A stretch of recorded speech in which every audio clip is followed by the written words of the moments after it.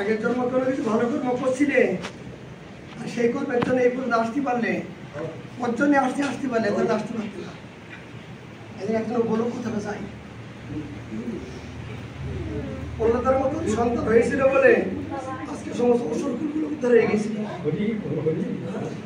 একজন পুত্রের জন্য একজন পুত্র হয়েছিল বলে জগতের সমস্ত অসুর কুল জাতি দেশ বংশ একজন খ্রিস্ট ভক্তের এত পাওয়ার আছে। ব্রহ্মাণ্ড তারিতে শক্তি ধরে জনে জনে এই বেদ ও পুরাণে গায়ে যেতে শুনে। একজন কুলে যদি কৃষ্ণ ভক্ত হয় তার জাতির পরিবারে কিছু করিনি, করার দরকার নাই, নামের আভাসে মুক্ত হবে, নামের আভাসে মুক্ত হবে। ভগবান বলছেন আমার ভক্তের মহিমা জগৎ আমি এই আমার মুখ দিয়ে প্রকাশ করতে পারি। আমার মহিমা ভক্ত প্রকাশ করতে পারে, কিন্তু আমি নিজেই ভক্তের মহিমা প্রকাশ করার মতো আমার সাধন নাই। কেন?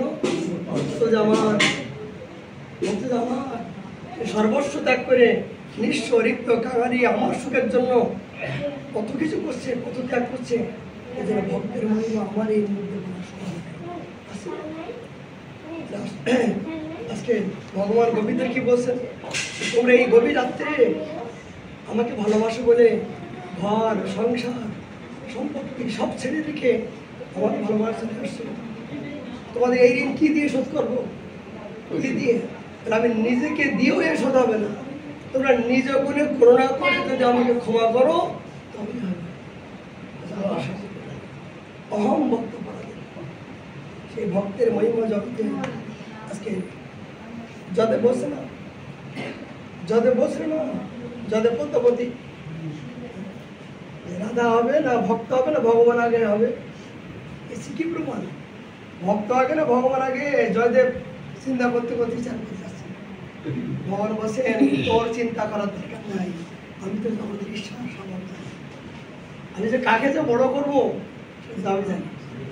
ভগবান নিজে জয়দেবের উদ্ধারণ করে আজকে রাধা কৃষ্ণ, রাধা কৃষ্ণ, রাধারে ভক্ত, কৃষ্ণ ভগবান। ভক্তকে আগে দিয়ে স্বর্ণাক্ষর লিখে দেখা যায় আমার সেই ভক্ত সন্তান তো আমরা দুপাত্র হচ্ছে, কি করছে? লেখাপড়া কর, বিয়ে কর, সংসার কর, আমার খেতে দে, বাচ্চা কাচ্চা কর, কিলবিল কিলবিল কর, এটা লাতি চাটা খা, এটা নাতি নাতনির একটা প্রস্রাব খা, এটা পায়খানা মূল্য পুজো কর, ওর বুড়ো হয়ে গেলে একটা লাতি চাটা খা। এই তো সংসার মানে কি? ডাল চটকানো, লেবু চটকানো। লেবু যখন বা চটকাবে তখন তিতো হবে, সংসারটা এরকম। কিন্তু এই সংসার আর একটা সংসার আছে যে চতুর্থ বুদ্ধিমান, তিনি আমার যে না এই সংসার বিষয় জোড়াই তেনা কই না পায়। সংসারে বিষয়ের কারাগার, এখানে মহাজন বসেন সংসার দুঃখাগার, এখানে সুখের লেশ না। বলতে পারবো তোমার কথা শুনো, আমি তো করি সংসার, আমি তো করি সংসার, অভাব ছিল না, কোনো ছিল না, কিন্তু মুখে লাথি মারলাম কেন? দেখলাম যাদের জন্য এত কিছু করলাম তারা তো আমাকে অকারণ কাদের জন্য আমি বললাম, কাদের জন্য বললাম, একদম করছি। আঘাত পাওয়ার পরে তখন এই সত্য ভালো মানুষ ভজন করে না। জড়জগতে যতক্ষণ সুখ থাকবে ততক্ষণ হরিনামের মালা আসবে না। জড়জগতে যতক্ষণ ভালোবাসা থাকবে, দেহ সুখ থাকবে, অর্থ লালসা থাকবে, ততক্ষণ হরিনামের মালা তিলক করবে না। আমি তো নিজেই ভগবান। কিন্তু কখন আসবে? একটু লাতি খাবা, ঝাঁটা খাবা, মুক্ত খাবা, গলা ধাক্কা খাবা। যাদের জন্য এত কিছু করলে তারা তো আমার কিছু করছে না, হরিনাম কিছু গলা ধাক্কা। এইবার চলো বৃন্দাবনে। তখন বৃন্দাবন আসার প্রমাণটা হয়, তখন হরিনামের মালা নিতে ইচ্ছা হয়, তখন গুরুদেবের কথা জানতে ইচ্ছা হয়, তখন সাধুতে ইচ্ছা হয়। এমনি কেউ সাধু হবে না। আমাদের গোস্বামীগণ আদি সিদ্ধ বাবাদের জীবনে দেখতে পাই, তারা জীবনে বিনা সংগ্রামে যুদ্ধে জয় হতে পারে না। এটা ধর্মযুদ্ধ। সংসার যুদ্ধে তো কত যুদ্ধ করলে পেলে জিরো, আর ধর্মযুদ্ধে যুদ্ধ করে পাবে হিরো। সংসার জগতে যুদ্ধ করে পেলে জিরো, চির মানে কি লাস্টে দেখা যায় তোমাকে ওই তুমি যা তাই। আর ধর্ম জগতে যুদ্ধ করা হবে। হিরো মানে কি একজন হিরো হিরোইন যখন আসে তখন জগতে সবাই দেখতে আসে না, একজন সাধুতে ভজন করে বিশ্ব ব্রহ্মাণ্ড তাকে দেখার জন্য ছুটি আসে। তোমার গুরু মহারাজ উনি প্রতের বাড়ি যান না, উনি বলছেন যে বাবা গিরিয়াস পরীক্ষা দেরি বাড়ি কোথায় আর আমি এখানে কোথায়, উনি না ডেলি 2 লক্ষ 2.5 লক্ষ লোক দেখে যারা পূজা প্রেমিক ধাম প্রেমিক ধামকে ভালোবাসেন না, এটুকু তো একটু ধাম বাস করতে পারবো। কেন এখানে বসে আমরা যা কিছু করছি লোকের দেখার জন্য অপেক্ষা করছি কেন? এইটুকু সময় মনটা রাখা মানে তার সাক্ষাৎ দেহ বাসনা করতে বলো মন থেকে করো, আর মন থেকে করতে করতে দেহটা করছে। এত বড় পবিত্র জায়গা, এত বড় পবিত্র স্থান যেখানে এই বৃন্দাবনের নাম কিনলে রাধা করলে নাম করলে তিনি সেই জায়গায় যে বাস করে সে ভজন করে আর কি হয়,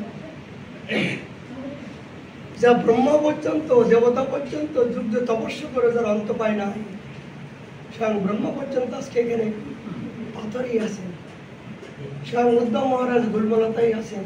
আর আমি কত বড় সৌভাগ্যবান যে আমি ভালো কর্ম করছিলাম বলে আজকে এখানে ভজন করার ব্রহ্মার সেই দুর্লভ সম্পত্তি না পালে আমরা কি পেয়েছি? যা ব্রহ্ম পায়নি, উদ্ধব পারেনি, দেবতারও পায়নি, আর আজকে মনুষ্য জন্ম পেলাম সেখানে একটু ভজন করার মতো আমরা কি সৌভাগ্যবান না? এই জীবনে যে এই সৌভাগ্যবান পেয়েও যদি এখন মনে করেছিল আমার কিছু হবে না, নাসাই তো অনেক পেলাম, আমার প্রার্থনা নাসাই তো অনেক দিল। কে কে দিল?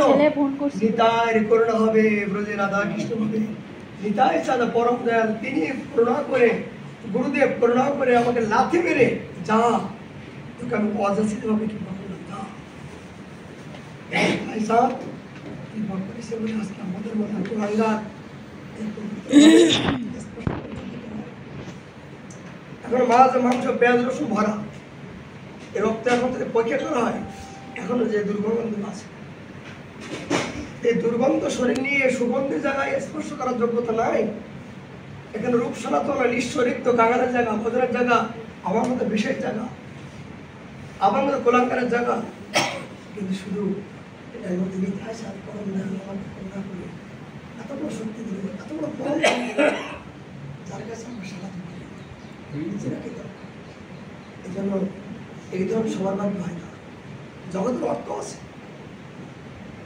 অনেক ধন আছে, কিন্তু যারা ধনের ধন আছে, রূপে রূপ আছে, জৈবনের জৈবন আছে, পণ্ডিতের পাণ্ডিত্য আছে, কিন্তু কি সে সব এখানে রেখে যেতে কিছু না যাবে কি যাবে তুমি জীবনে কি জন্য আসলে, কি করছো, কি করণীয়, এইটা যখন জানতে পারবে যে আমার একমাত্র করণীয় হলো প্রভু দাসত্ব তার শুনতে পাওয়া।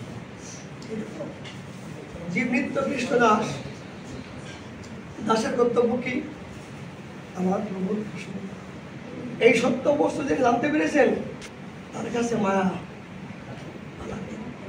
যিনি সত্য সঙ্গ জানতে পেরেছেন আমি অনিত্য সংসারে আমি কেন বুঝছি, আমাকে নিত্য বস্তু জানতে হবে, নিত্য অনুমতি এই সত্যকে আমি কে, আমার করণীয় কি, কর্তব্য কি, এই তত্ত্ব যিনি জানতে পেরেছেন তার কাছে মায়া নাই, তার কাছে মায়া আসবে না।